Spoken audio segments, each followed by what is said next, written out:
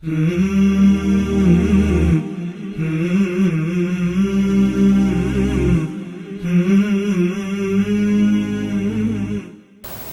علیکم ورحمۃ اللہ وبرکاتہ۔ الحمدللہ رب العالمین والعاقبۃ للمتقین، الصلاۃ والسلام علی رسولہ الکریم وعلی آلہ وصحبہ اجمعین، اما بعد۔ معزز و مکرم ناظرین اکرام، آپ سب کا استقبال ہے ہمارے اس آن لائن کورس نماز نبوی صلی اللہ علیہ وسلم اور نمازیوں کی بعض غلطیاں۔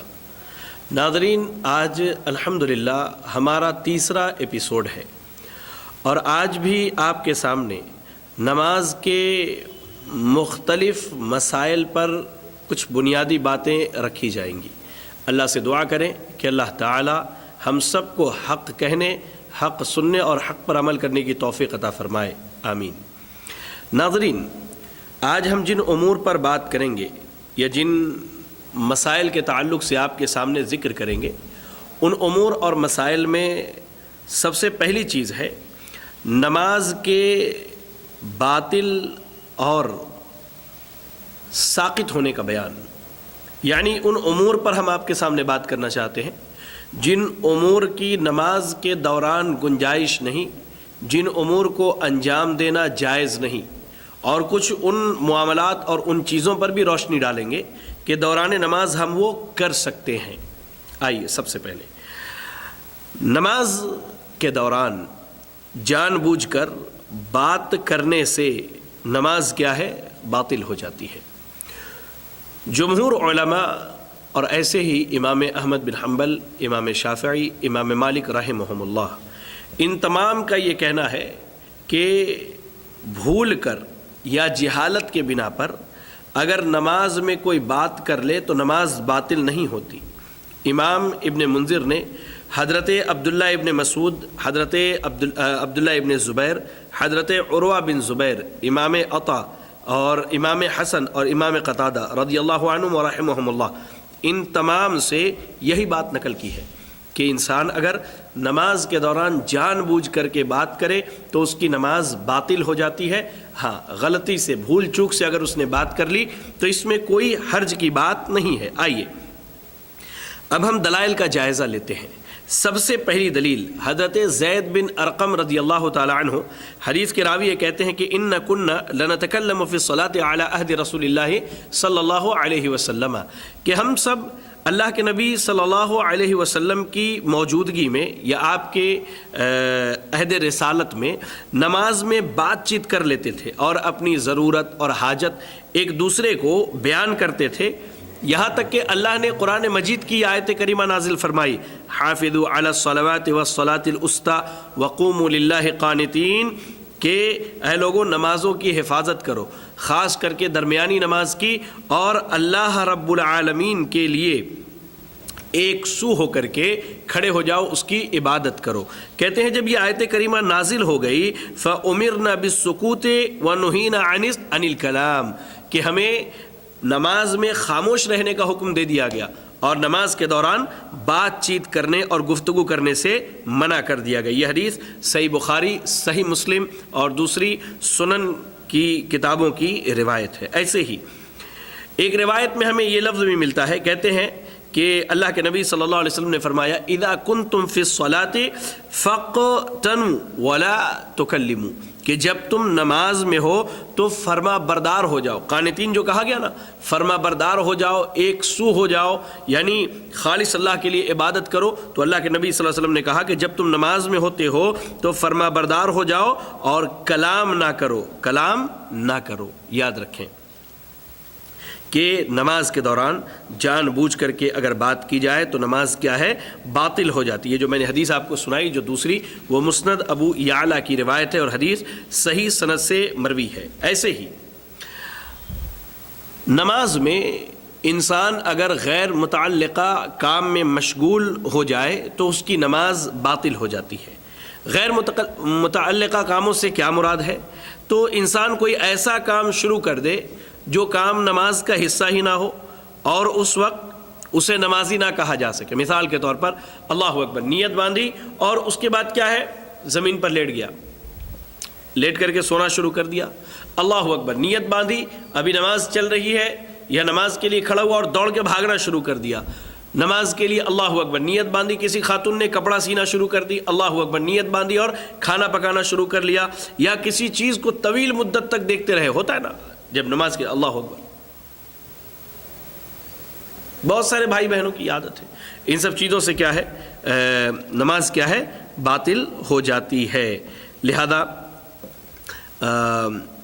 نماز کے دوران ایسے ہی بوجھ اٹھا لینا یا کھانا پینا شروع کر دینا، تو یہ سب چیزیں ایسی ہیں کہ اگر آدمی یہ کام کرے تو پھر وہ نمازی شمار نہیں ہوتا، اور اس بنیاد پر اس کی کیا ہے نماز باطل ہو جاتی ہے۔ ایسے ہی ایک مسئلہ اہم ہے کہ کچھ اعمال ایسے ہیں جن کی نماز کے دوران گنجائش رکھی گئی ہے، اور اللہ کے نبی صلی اللہ علیہ وسلم نے ایسا کیا ہے۔ مثال کے طور پر ان اعمال کا ہم آپ کے سامنے تذکرہ کر رہے ہیں۔ سب سے پہلا عمل، نماز میں بچے کو گود میں اٹھا لینا۔ تو رسول اللہ صلی اللہ علیہ وسلم اپنی نواسی حضرت امامہ رضی اللہ عنہا کو اٹھا لیتے جب آپ قیام کی حالت میں رہتے، رکوع کی حالت میں جاتے تو انہیں اتار دیتے، پھر جب دوبارہ قیام کے لیے اٹھتے سجدے کے بعد تو انہیں گود میں اٹھا لیتے۔ یہ صحیح بخاری اور صحیح مسلم اور دیگر سنن کی کتابوں کی روایت ہے۔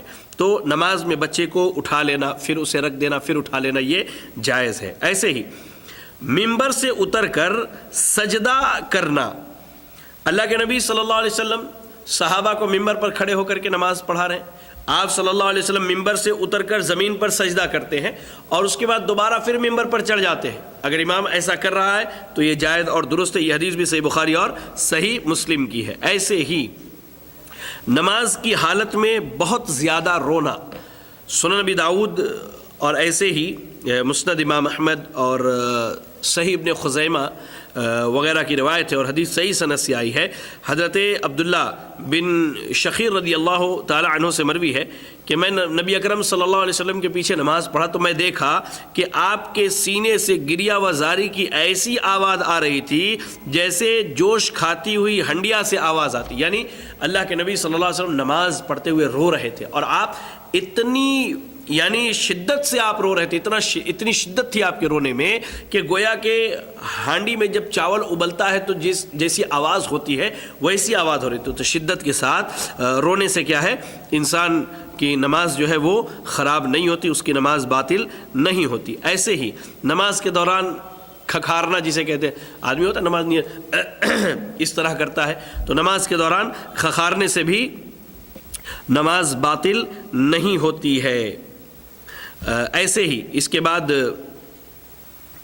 ایک مسئلہ اور ہے کہ نماز کے دوران پھونکنا، تو حضرت عبداللہ ابن عمر رضی اللہ تعالی عنہ سے مروی ہے کہ اللہ کے نبی صلی اللہ علیہ وسلم نے نماز کسوف کے دوران پھونکا، یعنی آپ نماز کسوف پڑھا رہے تھے، یہ سورج چاند گرہن اور سورج گرہن کی نماز صلاۃ کسوف اور خسوف کہتے ہیں انہیں، تو آپ صلاۃ کسوف پڑھا رہے تھے تو آپ صلی اللہ علیہ وسلم نے کیا کیا، آپ نے پھونکا۔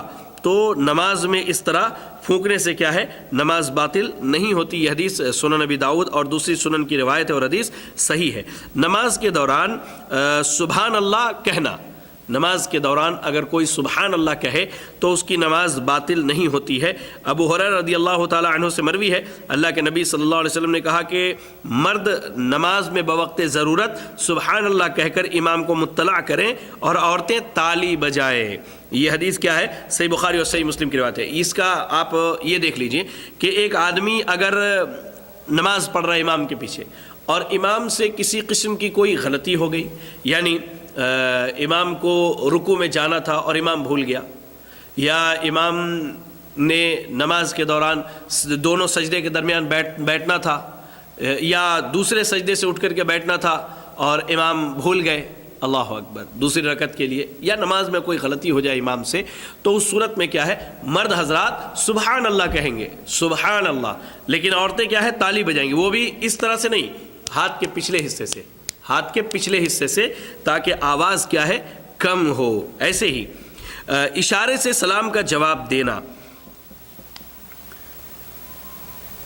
تو اللہ کے نبی صلی اللہ علیہ وسلم کے صحابی حضرت عبداللہ ابن عمر رضی اللہ تعالی عنہما کہتے ہیں کہ میں نے حضرت بلال رضی اللہ تعالی عنہ سے پوچھا کہ نبی اکرم صلی اللہ علیہ وسلم دوران نماز لوگوں کے سلام کا جواب کیسے دیتے؟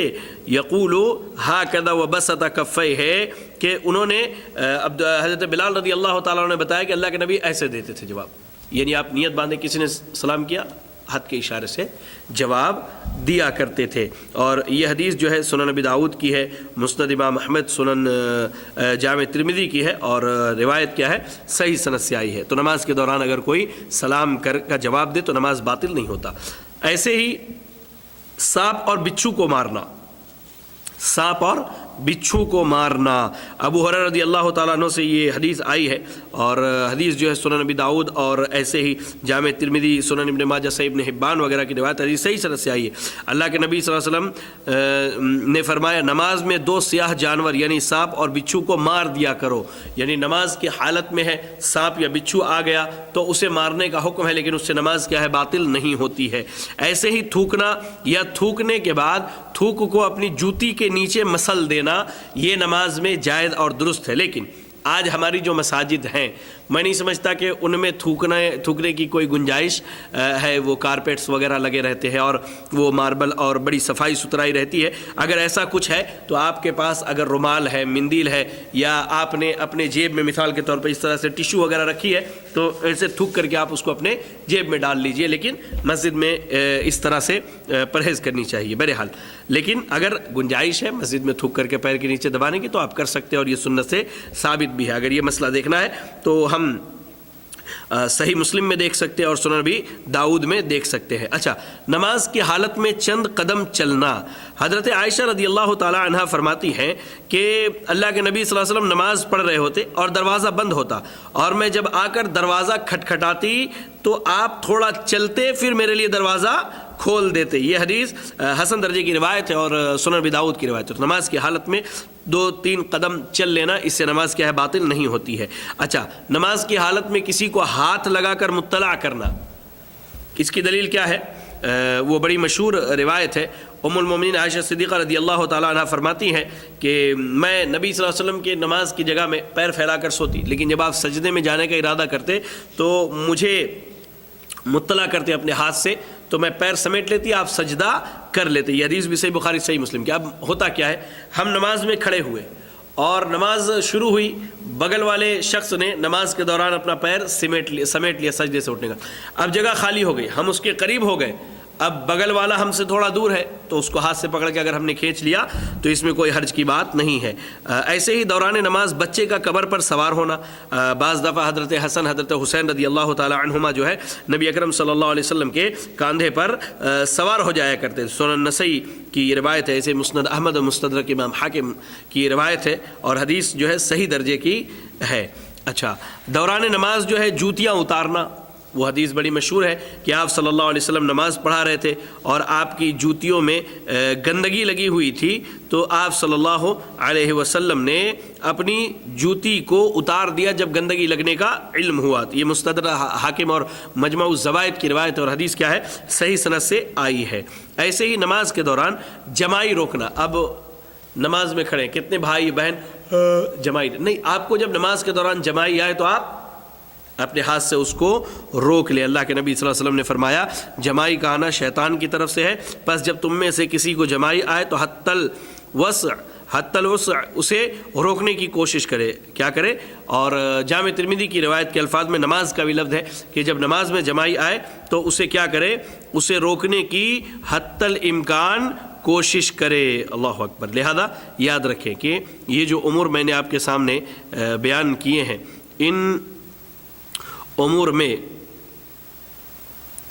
انسان اگر یہ امور اگر انجام دیتا ہے، جو میں نے 16 امور آپ کے سامنے بیان کیے ہیں، تو انشاءاللہ اس سے کیا ہے؟ نماز بندے کی باطل نہیں ہوتی ہے، نماز اس کی خراب نہیں ہوتی ہے، انشاءاللہ وہ ایسا کر سکتا ہے۔ چلے، نماز کے دوران اگر کوئی شرط یا رکن یا ایسے ہی کوئی شرط یا رکن جان بوجھ کر کے انسان سے چھوٹ جائے تو اس کی نماز کیا ہے؟ باطل ہو جاتی ہے۔ اس کی نماز کیا ہے؟ باطل ہو جاتی ہے۔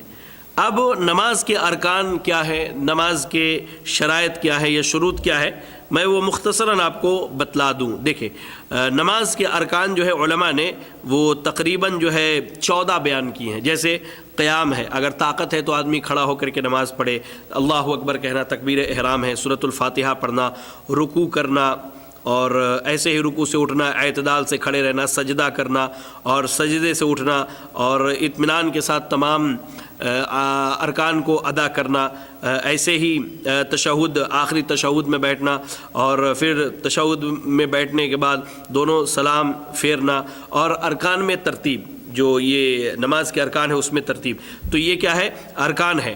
اور ایسے ہی واجبات بھی ہیں، جیسے تکبیر احرام یعنی اللہ اکبر کے علاوہ جو دیگر تکبیریں ہیں، ایسے ہی سمیع اللہ لمن حمدہ کہنا ہے، یعنی یہ ساری چیزیں جو کیا ہے، یہ نماز کے واجبات میں سے ہے۔ تو میں کہہ رہا تھا کہ اگر جان بوجھ کر کے کوئی آدمی کوئی رکن یا شرط چھوڑ دے تو اس کی نماز باطل ہو جائے گی، اس کی نماز کیا ہے، باطل ہو جائے گی۔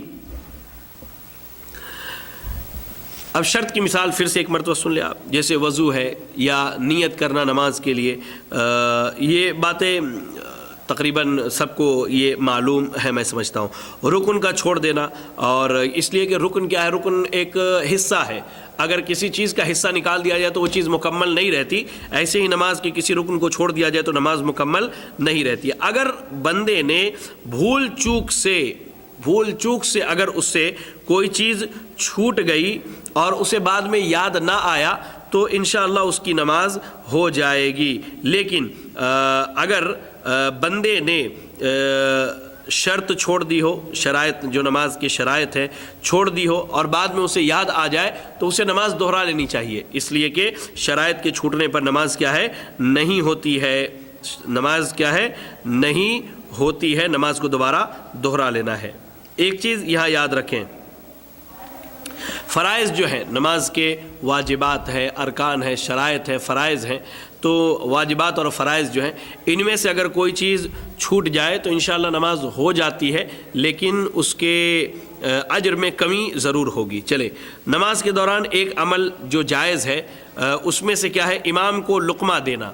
امام سے اگر غلطی ہو گئی، نماز پڑھاتے پڑھاتے، قرآن کی تلاوت کرتے کرتے، یا نماز کے دوران کوئی غلطی ہو گئی تو ہم سبحان اللہ کہہ کے اسے لقمہ دے سکتے ہیں، یا قرآن کی تلاوت میں بھی اسے ہم لقمہ دے سکتے ہیں۔ اور اس کے لیے اگر ہم دلیل دیکھنا چاہیں تو ہم سنن نبی داؤد اور ایسے ہی سنن بیہقی وغیرہ کی روایت دیکھ سکتے ہیں جو کہ حسن اور بعض صحیح سند سے آئی ہیں۔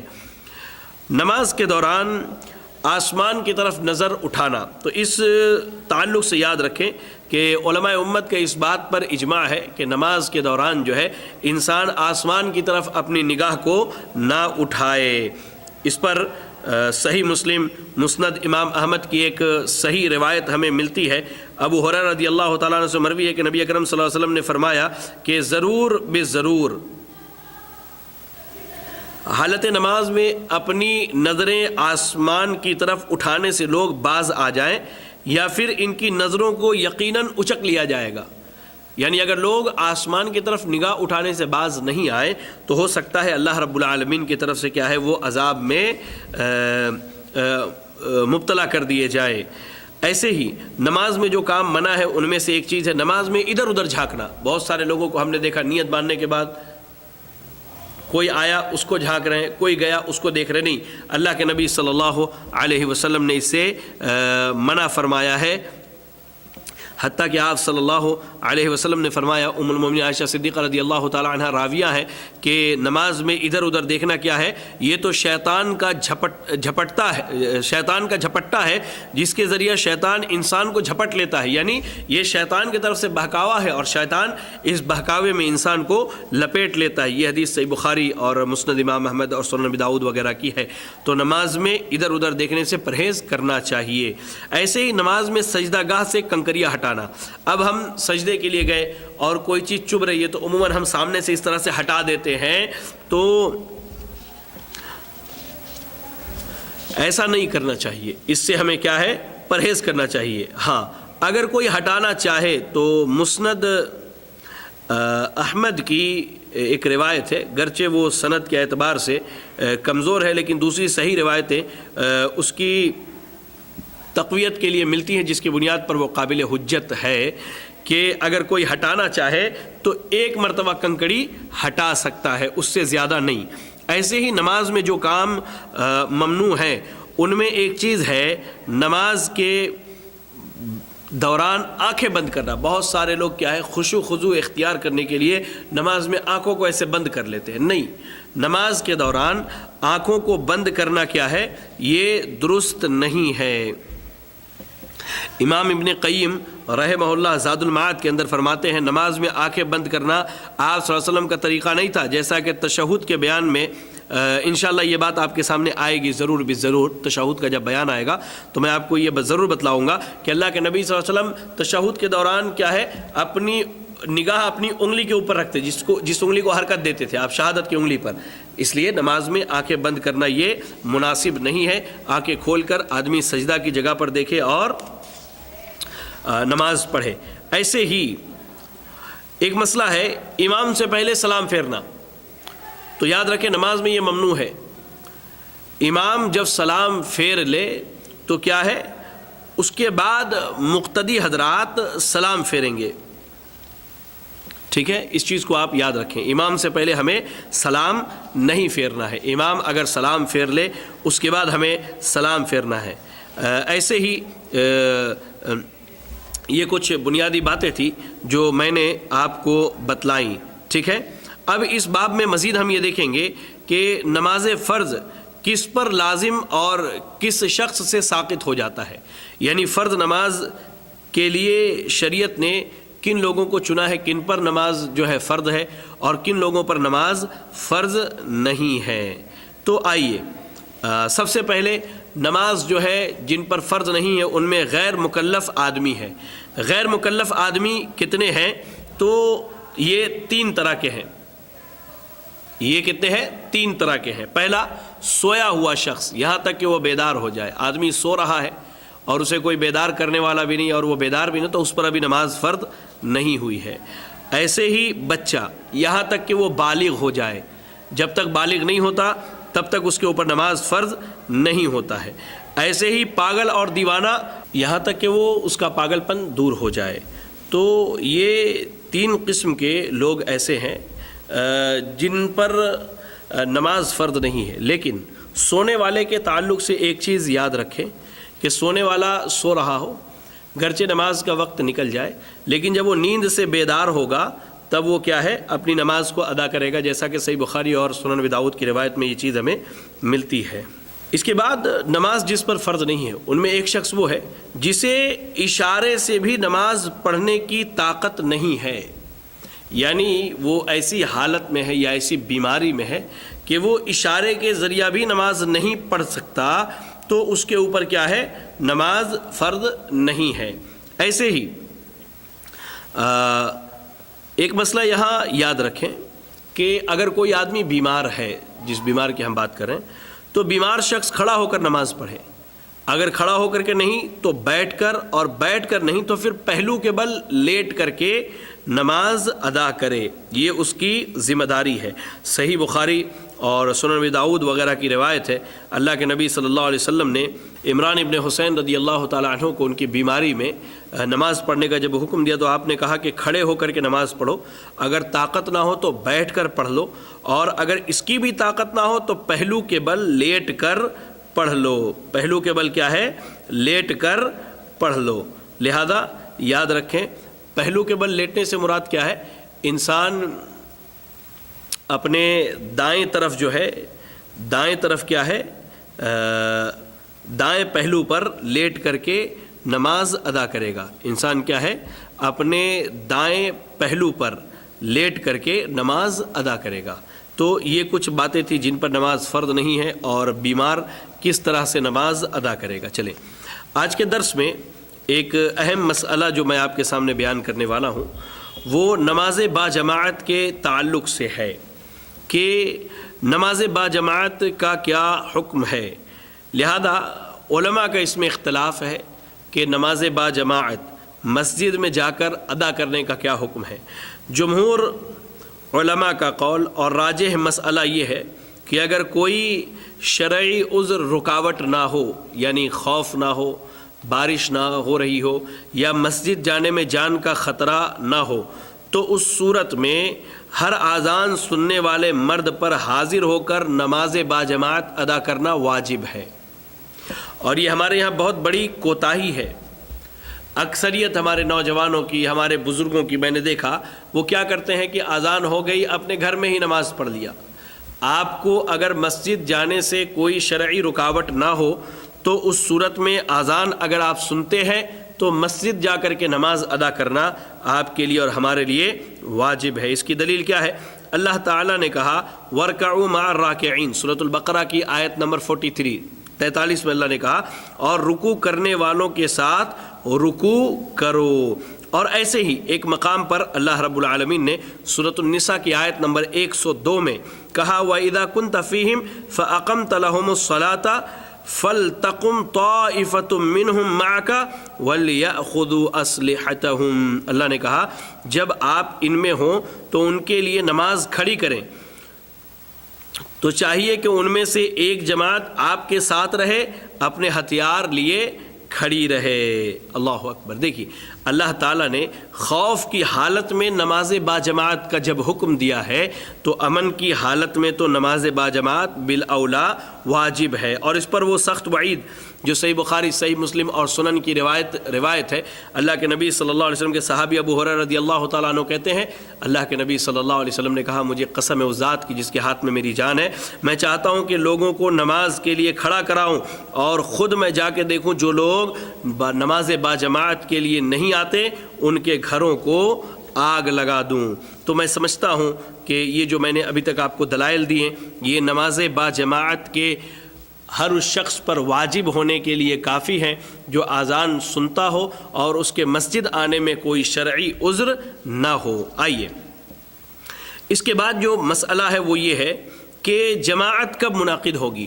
تو کم از کم 2 آدمیوں کے ساتھ بھی جماعت منعقد ہو سکتی ہے۔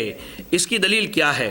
دلیل صحیح بخاری اور صحیح مسلم اور سنن کی ایک روایت ہے جس میں عبداللہ ابن عباس رضی اللہ تعالی عنہما کہتے ہیں کہ میں نے ایک رات رسول اللہ صلی اللہ علیہ وسلم کے ساتھ نماز ادا کی تو میں آپ کے بائیں جانب کھڑا ہو گیا تو آپ صلی اللہ علیہ وسلم نے مجھے پیچھے سے پکڑا اور اس طرح لا کر کے اپنی دائیں جانب کھڑا کر لیا۔ تو 2 فرد اللہ کے نبی صلی اللہ علیہ وسلم اور عبداللہ ابن عباس رضی اللہ تعالی عنہما، یہ 2 فرد ہیں اور ان 2 فردوں میں جماعت ہوئی۔ اگر جماعت کا ثبوت نہ ہوتا تو اللہ کے نبی صلی اللہ علیہ وسلم عبداللہ ابن عباس رضی اللہ تعالی عنہما کو نماز سے منع کر دیتے یا روک دیتے۔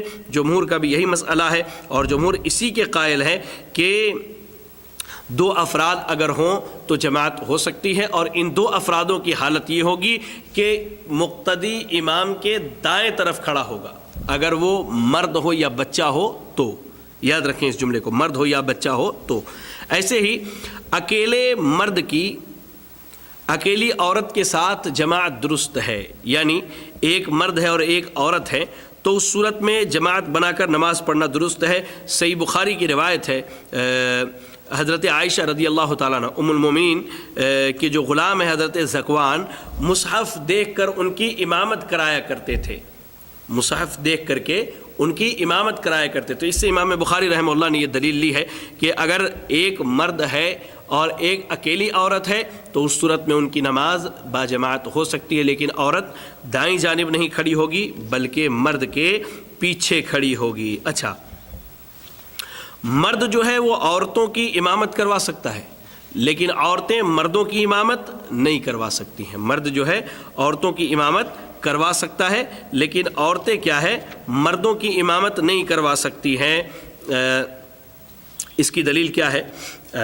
صحیح بخاری اور صحیح مسلم کی روایت ہے، حضرت انس رضی اللہ تعالی عنہ سے مروی ہے کہ میں نے اور ایک یتیم بچے نے نبی صلی اللہ علیہ وسلم کے پیچھے اپنے گھر میں نماز پڑھی اور میری والدہ ام سلیم نماز میں ہمارے پیچھے کھڑی تھی، نماز میں ہمارے پیچھے کھڑی تھی۔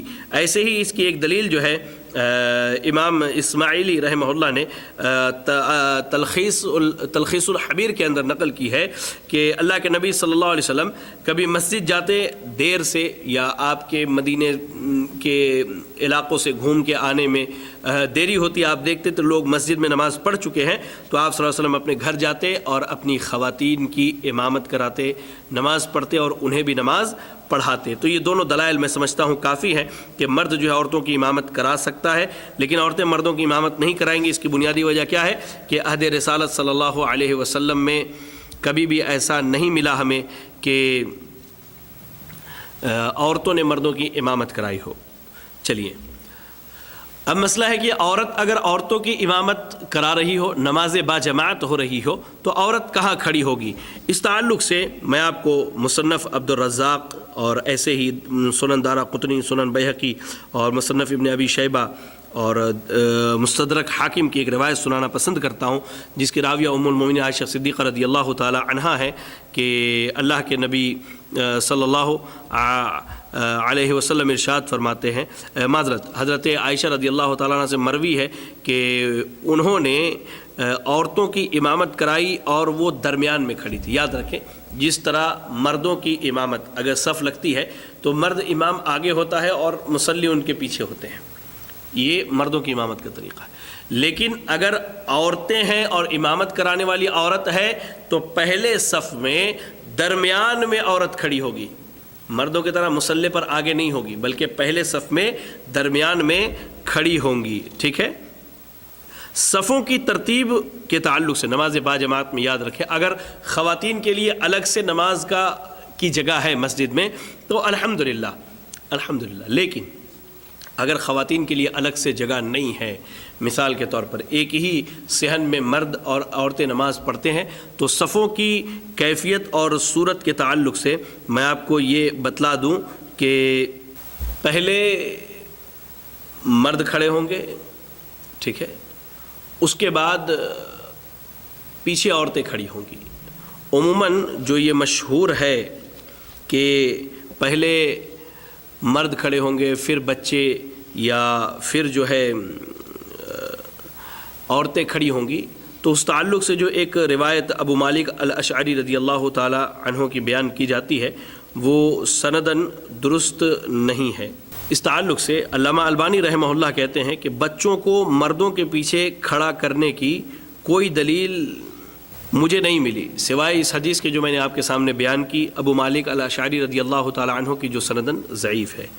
کہتے ہیں کہ یہ حدیث ناقابل حجت ہے، اس لیے میں اس میں کوئی حرج نہیں سمجھتا کہ بچے مردوں کے ساتھ کھڑے ہوں، جبکہ صف میں وسعت بھی ہو، اور آپ صلی اللہ علیہ وسلم کے پیچھے ایک یتیم بچے کا حضرت انس کے ساتھ مل کر نماز پڑھنا بھی اس مسئلہ میں حجت ہے، جو اس سے پہلے میں نے آپ کو حدیث بتلا دی ہے۔ تمام المنہ دیکھیں تو علامہ البانی رحمہ اللہ کا یہ قول ملتا ہے۔ لہذا صف کی ترتیب پہلے آگے مرد ہوں گے، پھر تھوڑا پیچھے کی صفوں میں کیا ہے، عورتیں ہوں گی۔ اگر فاصلہ رکھا جائے تو زیادہ بہتر ہے، لیکن میں نہیں سمجھتا کہ کہیں بھی مسجد میں ایسا ماحول ہوگا۔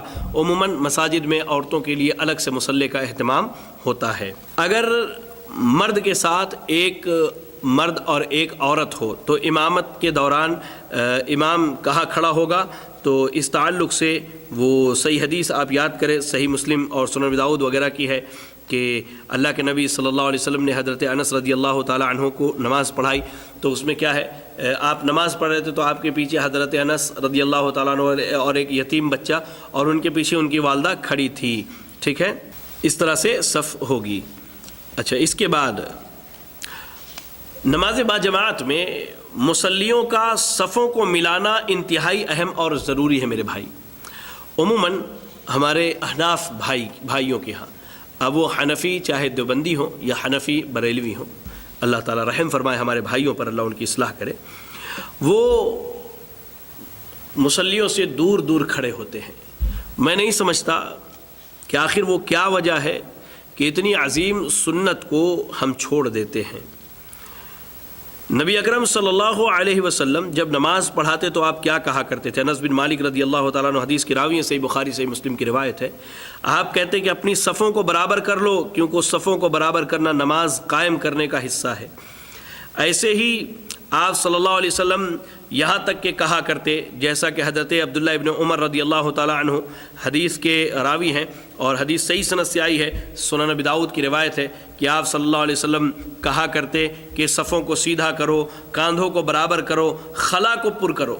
خلا کو پر یعنی درمیان میں جو خالی جگہ ہے اس کو بھر لو اور اپنے بھائیوں کے لیے نرم ہو جاؤ۔ اب کھڑے بھی ہو رہے تو سختی سے نہیں، نرمی کے ساتھ کھڑے ہو جائیں۔ کہتے ہیں کہ آپ صلی اللہ علیہ وسلم فرماتے ہیں شیطان کے لیے صف میں خالی جگہ مت چھوڑو، جس نے صف کو ملایا اللہ اسے ملائے، اور جس نے صف کو کاٹا اللہ تعالیٰ اسے کاٹے۔ لہذا یاد رکھیں، اللہ کے نبی صلی اللہ علیہ وسلم نے یہاں تک کہا ہے کہ امام کو درمیان میں رکھو اور خلا کو پر کرو۔ یہ حدیث بھی ہے، سنن ابی داؤد کی روایت ہے۔ یعنی یہ دلائل جو میں نے آپ کو دیے، ان کے دینے کا مقصد یہ ہے کہ مرد یا عورت کوئی بھی اگر وہ نماز با جماعت ادا کر رہے ہوں تو ان کی یہ ذمہ داری ہے کہ وہ صفوں کو ملا کر کے نماز پڑھیں، وہ صفوں کو ملا کر کے نماز پڑھیں۔ یہاں ایک مسئلہ یاد رکھیں کہ عورتیں مساجد جا کر نماز ادا کر سکتی ہیں، اس پر شریعت نے کوئی روک نہیں لگائی ہے، لیکن عورتوں کے لیے ان کے گھر میں نماز پڑھنا یہ بہتر ہے اور افضل ہے۔ عورتیں اگر مسجد جائیں تو زیب و زینت بناؤ سنگار کر کے اور خوشبو لگا کر کے نہ جائیں، اس سے پرہیز کریں میری بہنیں۔ اگر آپ مسجد جائیں تو سیدھے سادے لباس میں اپنے جسم کو ڈھانک کر، اپنے سطر کو ڈھانک کر جائیں اور اپنی عزت آبرو کی حفاظت کرتے ہوئے جائیں اور وہاں نماز ادا کریں اور چلی آئیں۔ لیکن جو مرد عورتوں کو مسجد جانے سے روکتے ہیں، لہذا انہیں یہاں عبرت اور نصیحت حاصل کرنے کی ضرورت ہے کہ شریعت اسلامیہ نے عورتوں کو مسجد جانے سے نہیں روکا ہے، تو پھر آپ اور ہم کون ہوتے ہیں عورتوں کو مسجد جانے سے روکنے والے؟ اس پر تو بہت ساری روایتیں ملتی، حتیٰ کہ عبداللہ ابن عمر رضی اللہ تعالیٰ عنہ نے اپنے بیٹے سے کہا کہ میں عورتوں کو مسجد میں آنے کی اجازت دوں گا، تو وہ کہتے ہیں کہ نہیں، عورتیں مسجد میں نہیں آئیں گی۔ کہتے ہیں کہ اللہ کے نبی صلی اللہ علیہ وسلم نے عورتوں کو مسجد میں آنے کی اجازت دی ہے، تو وہ کہتے ہیں میں روکوں گا، تو انہوں نے کہا کہ میں اپنے بیٹے سے کبھی بات نہیں کروں۔ انہوں نے زندگی بھر اپنے بچے سے بات نہیں کی، ایک سنت پر عمل نہ کرنے کی وجہ سے۔ اور جو لوگ یہ ڈر دکھاتے ہیں کہ عورتوں کے مسجد میں آنے سے فتنہ ہے، تو میں پوچھنا چاہتا ہوں کیا عورتوں کا بازار جانا فتنہ نہیں ہے؟ عورتوں کا شاپنگ مال میں جانا فتنہ نہیں ہے؟ عورتوں کا تھیٹر میں جانا فتنہ نہیں ہے؟ یا عورتوں کا مزاروں پر جانا فتنہ نہیں ہے؟ جب یہ سب فتنے نہیں ہیں تو پھر مسجد میں عورت کا آنا کیسے فتنہ ہو سکتا ہے میرے بھائی؟ تو اس طرح کی بھونڈی دلیلیں اور عقلی باتیں لگا کر شریعت کے احکامات کا انکار نہ کریں۔ اللہ ہم سب کی اس سے حفاظت فرمائے، آمین۔ اب ایک مسئلہ یہاں یہ ہے کہ مشرک کی اقتداء میں نماز باجماعت ہوگی یا نہیں، یہ مسئلہ ہمارے نوجوان اکثر پوچھتے ہیں۔ تو یاد رکھیں، جب کسی انسان کا شرک معلوم ہو، واضح ہو کہ وہ شرک کرتا ہے، تو ہماری ذمہ داری ہے کہ ہم اس کے پیچھے نماز نہ پڑھیں، یہ کھلی بات ہے۔ قرآن مجید میں اللہ نے کہا وَلَوْ أَشْرَكُوا لَحَبِطَ عَنْهُمْ مَا كَانُوا يَعْمَلُونَ، اگر انبیاء سے بھی شرک ہو جائے تو اللہ ان کے اعمال کو برباد کر دے گا شرک کی وجہ سے۔ سورۃ الانعام کی آیت نمبر 88 میں، اور اللہ نے نبی صلی اللہ علیہ وسلم کو مخاطب کر کے سورۃ الزمر کی آیت نمبر 60 میں کہا لَئِنْ أَشْرَكْتَ لَيَحْبَطَنَّ عَمَلُكَ، اے نبی آپ نے بھی اگر شرک کیا تو آپ کے اعمال برباد ہو جائیں گے۔ لہذا ان آیات سے معلوم ہوا کہ مشرک کا عمل قابل قبول نہیں۔ جب اس کی اپنی نماز باطل ہے تو لا محالہ مقتدیوں کی نماز کیسے درست ہو سکتی ہے؟ تو اگر جس کے بارے میں معلوم ہے کہ اس کا شرک بالکل واضح ہے تو ایسے مشرک کے پیچھے نماز نہ پڑھیں، نماز پڑھنے سے پرہیز کریں۔ چلیں، اب مسئلہ ہے بدعتی و گناہگار کے پیچھے نماز ہوگی یا نہیں۔ تو اس کی بدعت اگر کفر اور شرک تک پہنچا دے، جیسے خارجیوں کی بدعت تھی، مرجیہ معتزلہ گمراہ فرقوں کی بدعت ہے، تو ایسی بدعت ہے جو اسے شرک تک پہنچائے، معذرت کفر تک پہنچائے، تو یہ مشرک کے حکم میں ہے، اس کے پیچھے نماز نہیں ہوگی۔ ہاں، اگر ایسا بدعتی ہے جو جس کی بدعت جو ہے اسے صرف فاسق اور فاجر ہی بنائے، تو اس کے پیچھے نماز پڑھنے کی علماء نے اجازت دی ہے، اور امام شوکانی رحمہ اللہ نے اس چیز کو ذکر کیا ہے کہ ایسا بدعتی ہے اگر جس سے وہ فاسق و فاجر ہوتا ہے، یا کوئی گنہگار شخص ہے اور وہ مستقل کہتے ہیں کہ اگر کوئی گنہگار شخص ہے، اگر وہ نماز پڑھا رہا ہے تو اس کے پیچھے بھی انشاءاللہ نماز ہو جائے گی۔ چلے، ایک مسئلہ ہے کہ صف کے پیچھے اکیلے آدمی کی نماز ہوتا ہے نماز میں جماعت ہو رہی ہے اور صف مکمل ہو گئی اور ایک اکیلا آدمی جو آیا تو وہ کیا کرے گا؟ تو یاد رکھیں ایک مسئلہ تو جو ہمارے یہاں بہت مشہور ہے کہ جب وہ آئے تو سامنے کے صف سے ایک آدمی کو کھینچ لے، تو یاد رکھیں یہ جس حدیث کو دلیل بنائی جاتی ہے وہ حدیث کیا ہے، سند کے اعتبار سے صحیح نہیں ہے، وہ قابل قبول نہیں ہے، لہذا اکیلے صف کے پیچھے نماز جو ہے نہیں ہوتی ہے، نماز نہیں ہوتی ہے۔ ہاں آدمی مسجد آئے جماعت کھڑی دیکھے تو نماز پڑھ لے، لیکن اس کے اوپر یہی مناسب ہے کہ وہ بعد میں اپنی نماز کو دہرا لے، لیکن جو صف سے نکال کر کے اور صف پوری ایک صف بنانے کی جو بات ہے وہ کیا ہے، جائز اور درست نہیں ہے۔ ایسے ہی مصلیوں کے لیے ایک اہم مسئلہ یہ ہے کہ اگر نماز با جماعت ہم پڑھ رہے ہوں تو اس صورت میں یاد رکھیں آپ کہ پہلے آگے کی صفوں کو پوری کریں، پھر اس کے بعد صف لگائیں، پھر اس کے بعد صف لگائیں۔ خواتین کے لیے بھی یہی ہے کہ آپ اگر اپنے مصلی میں نماز پڑھ رہی ہیں تو آپ پہلے آگے کی صف کو مکمل کریں، اس کے بعد پھر صف لگائیں، اس کے بعد پھر صف لگائیں۔ اچھا ایک مسئلہ ہے کہ نماز میں سجدہ سہو کا، اگر نماز میں کوئی غلطی ہو جائے تو سجدہ سہو کرنا یعنی بھول کے بنیاد پر 2 سجدے کرنا کیا ہے؟ تو اس بارے میں میں آپ کو بتاؤں کہ سجدہ سہو یہ سلام پھیرنے سے پہلے بھی اللہ کے نبی صلی اللہ علیہ وسلم سے ثابت ہے اور سلام پھیرنے کے بعد بھی ثابت ہے۔ اب مثال کے طور پر کسی نے 5 رکعت نماز پڑھ لی اور اسے نماز کے دوران یاد آ گیا تو وہ سلام پھیرنے سے پہلے 2 سجدے کر لے گا، ٹھیک ہے، 2 سجدے کر لے گا۔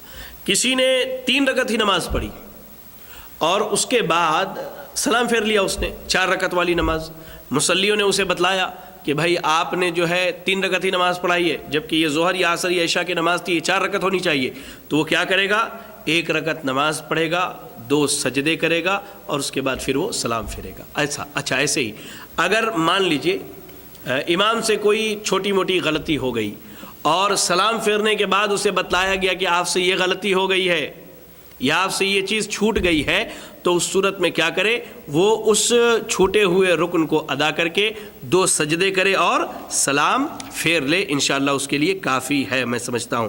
لہذا جمہور کے نزدیک راجح قول یہی ہے کہ پہلے اور بعد دونوں طرح سے سجدے جائز ہیں، البتہ زیادہ بہتر یہ ہے کہ احادیث میں جو طریقہ جس سہو کے بارے میں بیان کیا گیا ہے اسی پر عمل کیا جائے۔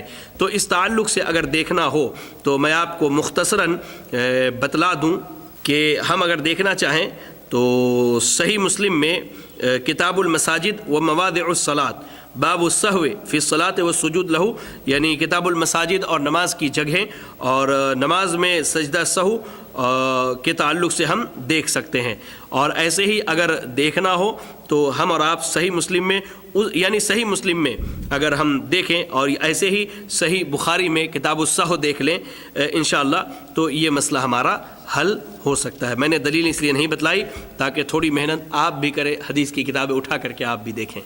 چلیں تو یہ آج کے درس میں ہمارے سامنے کچھ بنیادی باتیں رکھی گئیں اور ہماری یہ ذمہ داری بنتی ہے کہ ہم نماز کے مسائل کو پڑھیں، سیکھیں اور جانیں، اس میں ہمارے لیے خیر اور بھلائی ہے۔